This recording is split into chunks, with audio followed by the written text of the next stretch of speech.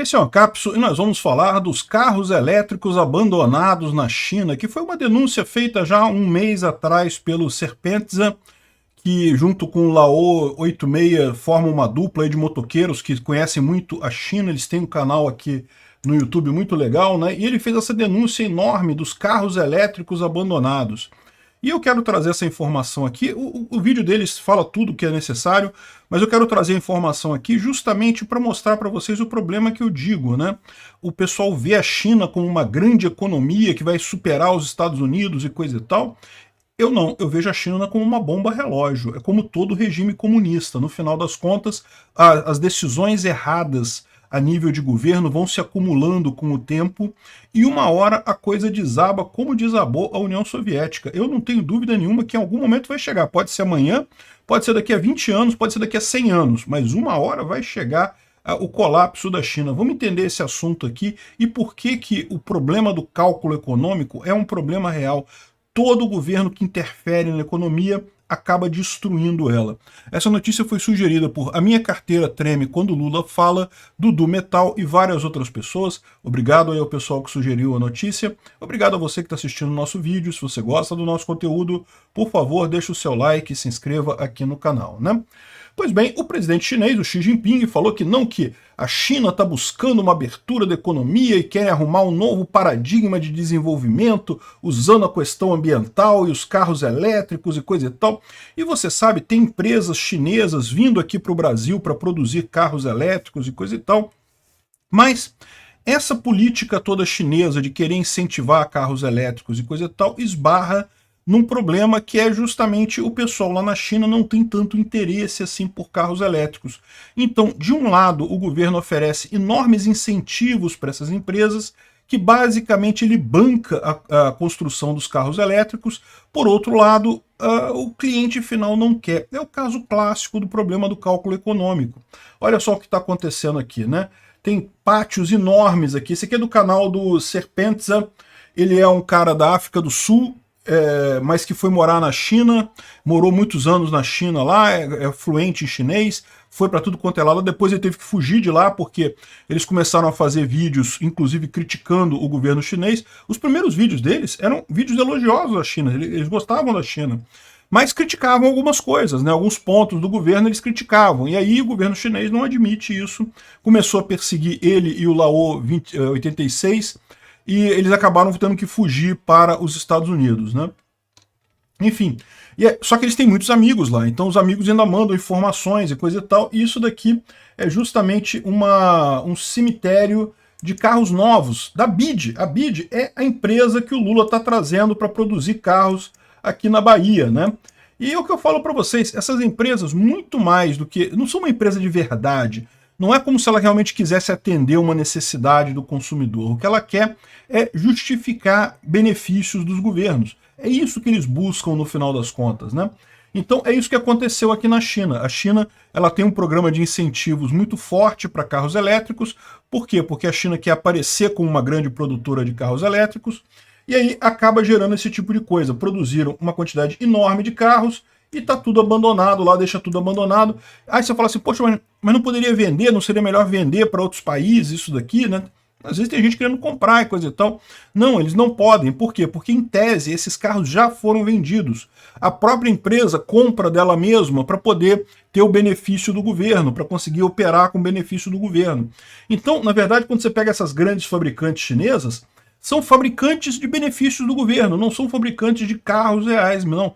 Porque se elas fabricassem carros reais, elas teriam uma lógica inversa, teriam que fabricar o carro aquele que o consumidor quer comprar. Se o consumidor não quer comprar, vou fabricar outra coisa. Quando começa a ter esse tipo de coisa aqui, é justamente porque a empresa está vivendo mais de subsídio do governo do que do consumidor final, no final das contas. E isso nos deixa muito preocupado com a BYD vindo aqui para o Brasil. Quais serão as condições que o governo Lula está oferecendo para essa empresa vir ali para a Bahia, para se instalar ali, né? Vocês lembram, a fábrica da Ford, ela abandonou ali na Bahia, justamente pelos custos absurdos de produção aqui no Brasil. Eu não tenho dúvida, esses custos também serão altíssimos para a empresa chinesa. Qual será o nível de incentivo que eles estão dando para essa empresa se implementar aqui? Será que a gente não vai estar pagando para a empresa operar aqui no Brasil, né? Não duvido, não. É o que acontece lá na China, o que ele fala aqui, ele explica aqui no vídeo, tem nessa matéria aqui da Record também, da R7, falando aqui das intermináveis estacionamentos de carros elétricos chineses, prontinho, 0 km, novinho, sai da fábrica, emplaca, é importante emplacar, ele explica porque é isso que garante o benefício para a empresa, como se ele fosse vendido, e daí volta para o estacionamento aqui e é abandonado até apodrecer nesse lugar aqui, né? É lógico, a gente sabe que o carro elétrico ele também não é uma coisa tão maravilhosa para o meio ambiente quanto querem vender. Ele tem a vantagem de não queimar combustível no próprio carro, mas para gerar energia elétrica você ainda queima muito combustível lá na China. E o pior, o carro elétrico ele tem uma série de peças que são de decomposição difícil. Se você pegar um Fusquinha antigo, ele vira ferrugem e some totalmente em coisa de 10 anos. Esses carros elétricos, as baterias deles, tem material ali que é altamente tóxico, que é altamente prejudicial para o meio ambiente. Você não pode deixar um carro... Isso daqui é, além de tudo, um perigo ambiental, né? Um dano ambiental grande isso daqui, a deixar apodrecendo esses carros aqui, né? E é isso que acontece, esse que é o problema do cálculo econômico, né? Eu tenho um vídeo lá no canal Ancapsu Classic que eu descrevo de forma mais detalhada isso, mas é basicamente isso daí. Em tese, o mercado funciona por quê? Porque o empresário ele tem que atender às necessidades do consumidor. Quando o governo começa a se meter na economia, ele pode até ter uma boa intenção, ele quer, não, precisamos de uma economia mais verde, então vamos direcionar a indústria nesse sentido, vamos dar benefícios aqui, coisa e tal.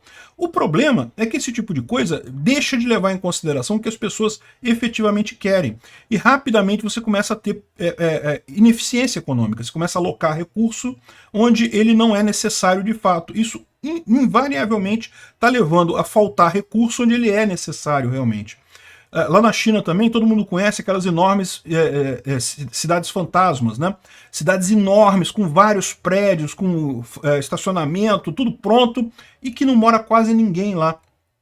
Por que isso? Justamente porque também o governo chinês incentivava esse tipo de empresa, de construção e coisa e tal, e agora você tem as empresas grandes de construção lá na China, quase todas elas quebradas, né? O governo socorreu as empresas, elas não quebraram, ele pode fazer isso com as empresas de carro elétrico também, socorrer elas, mas é o que eu falo, isso é inevitável. O Mises colocou isso no paper dele do problema do cálculo econômico lá em 1921, falando que a União Soviética iria colapsar em algum momento. Não é um efeito imediato, por quê? Porque o governo consegue se inspirar nos outros países, consegue seguir as tendências dos outros países para meio que acompanhar o desejo da população. Mas isso fatalmente vai se distanciando, isso vai envenenando a economia até que um momento a coisa colapsa. E foi exatamente o que aconteceu na União Soviética. E é o que vai acontecer com a China também, eu não tenho dúvida nenhuma. Por mais que a China tenha um mercado mais livre que o Brasil, o nível de interferência do governo chinês nas decisões econômicas lá na China é muito alto, com censura, com direcionamento das coisas. Fatalmente isso vai levar a um colapso em algum momento. É o que eu falo, aqui no Brasil também é questão de tempo. A gente vive num comunistão aqui no Brasil. O governo brasileiro acha que pode controlar tudo na economia, que o Lula chega a achar que é o governo que faz a economia crescer. Que coisa mais idiota. Não, o governo atrapalha a economia.